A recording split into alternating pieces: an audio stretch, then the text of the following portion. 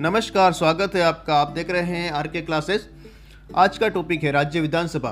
Topic शुरू करने से पहले चैनल पर नए हैं तो सब्सक्राइब कर लें, लाइक कर दें और अपने दोस्तों को शेयर कर दें। तो संविधान का अनुच्छेद 170 ये कहता है कि प्रत्येक राज्य में क्या होगा, एक विधानसभा होगी। कौन सा अनुच्छेद कहता है? अनुच्छेद 170। अनुच्छेद 169 ये कहता है कि विधानसभा के द्वारा प्रस्ताव पारित करके विधान परिषद का गठन किया जा सकता है। और अगला जो है सम संख्या है अनुच्छेद 170, वहाँ यह कहती है प्रत्येक राज्य में एक विधानसभा होगी। किसी भी राज्य में अधिकतम सदस्य कितने हो सकते हैं? 500। न्यूनतम कितने हो सकते हैं? 60। लेकिन न्यूनतम के लिए कुछ राज्यों को छूट दे रखी है क्योंकि वहाँ की जनसंख्या कम है। तो कौन कौन से राज्य हैं और कितने राज्य हैं? ऐसे 4 राज्य हैं।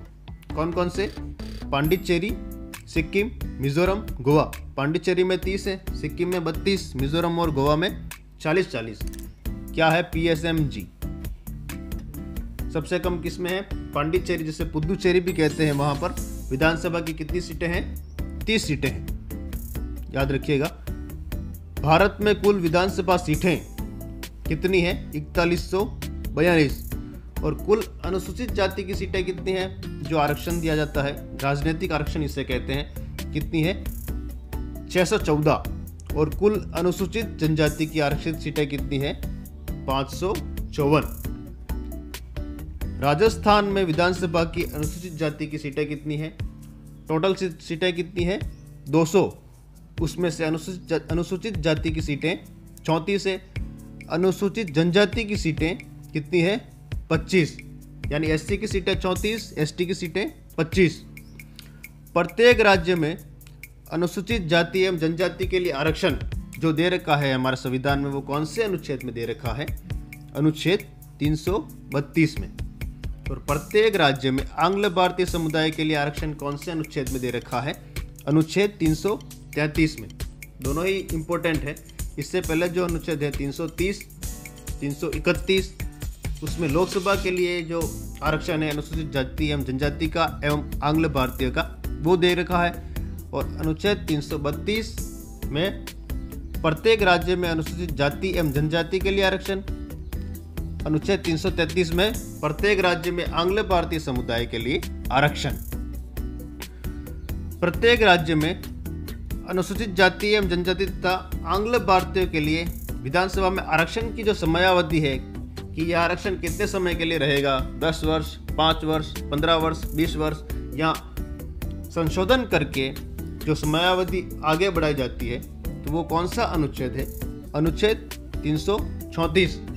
यदि इस आरक्षण को आगे बढ़ाया जाता है, जैसे हाल ही में 104वें संविधान संशोधन के द्वारा इस आरक्षण को आगे बढ़ाया गया था, तो किस अनुच्छेद में संशोधन करके बढ़ाया गया था? अनुच्छेद 334। इन अनुच्छेदों में संशोधन नहीं होता है। मूल रूप से यह आरक्षण कितने वर्षों के लिए था? 10 वर्षों के लिए था, लेकिन इसे संविधान संशोधन के माध्यम से आगे बढ़ाया जाता है। जैसे 95वें संविधान संशोधन अधिनियम 2009 के द्वारा इसे 2020 तक बढ़ाया गया एवं 104वें संविधान संशोधन अधिनियम 2019 के द्वारा इसे 10 वर्षों के लिए 25 जनवरी 2030 तक बढ़ा दिया गया है। काफ़ी इम्पोर्टेंट है, ध्यान दीजिएगा। 25 जनवरी 2030 तक बढ़ा दिया गया है। कौन से संशोधन के माध्यम से?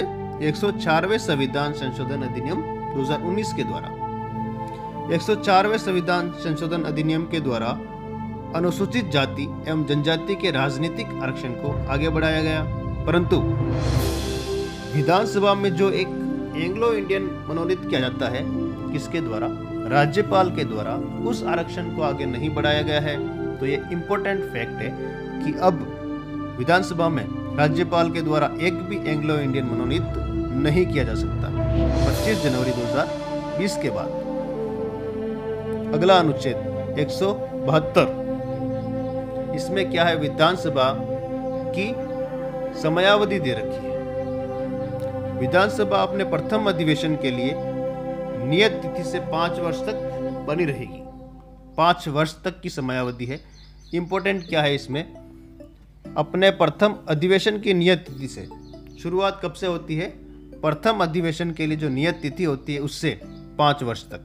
याद रखिएगा, काफ़ी इंपॉर्टेंट है, ऐसे पूछ सकते हैं। उक्त अवधि की समाप्ति पर विधानसभा का क्या हो जाता है? विघटन।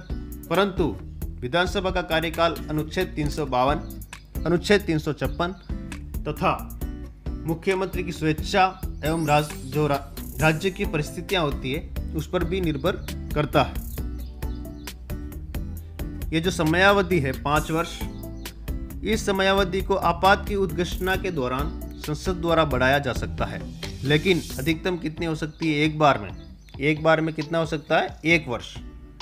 और यदि आपात की उद्घोषणा नहीं हो तो अधिकतम कितना हो सकता है? 6 माह। अगला अनुच्छेद 173, इसमें क्या दे रखा है? विधानसभा सदस्य की क्या अर्हता होनी चाहिए वो दे रखी है। वहाँ भारत का नागरिक होना चाहिए। विधानसभा के लिए न्यूनतम आयु क्या है? 25 वर्ष। अन्य अर्हताएं जो संसद द्वारा निर्धारित की जाए, जैसे 1951 में निर्धारित की गई थी। क्या निर्धारित की गई थी? वहाँ संबंधित राज्य का नागरिक हो, संबंधित निर्वाचन क्षेत्र जहाँ से वहाँ चुनाव लड़ रहे हैं उस क्षेत्र के मतदाता होने चाहिए। SC/ST की सीट से चुनाव लड़ने के लिए ST/SC का सदस्य होना चाहिए। अगला अनुच्छेद 174, राज्य विधानमंडल के सत्र का सत्रावसान और विघटन। काफ़ी इंपॉर्टेंट है। यह सत्र को आहूत कौन करता है? राज्यपाल। इंपॉर्टेंट है। सत्र का स्थगन, जो सदन का स्थगन होता है, वहाँ किसके द्वारा किया जाता है? विधानसभा अध्यक्ष द्वारा। सत्रावसान किसके द्वारा किया जाता है? राज्यपाल के द्वारा। और विधानसभा का विघटन भी राज्यपाल के द्वारा ही किया जाता है।